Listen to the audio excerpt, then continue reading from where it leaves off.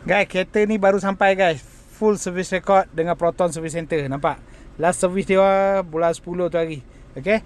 Sekarang mileage baru 98,000. Condition memang sangat-sangat cantik. Okay. Macam beli kereta baru je. Nampak? Dia punya ni semua kemas lagi. Kunci pun ada dua. Okay. Dashboard dia semua kemas. Double decker dia lagi kemas sih.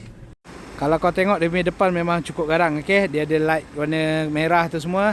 Design pun memang comel, memang mantap. Yang ni satu saja owner, lelaki Melayu.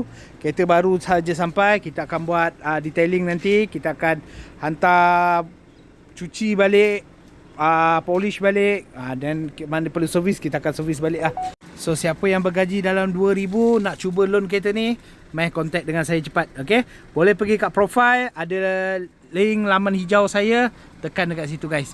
Okay? Dalam boleh tengok semua kemas lagi, macam beli kereta baru ni. Serius. Kalau nak pakai untuk keluarga, memang saya jamin puas hati. Sebab apa? Dalam dia selesa, luas, besar.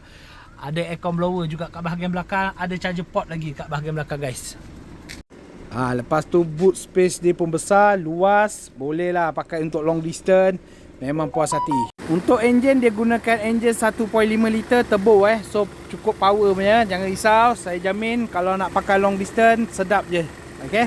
So siapa yang nak cuba loan kereta ni, boleh pergi kat profile, dapatkan laman hijau punya sesawang saya.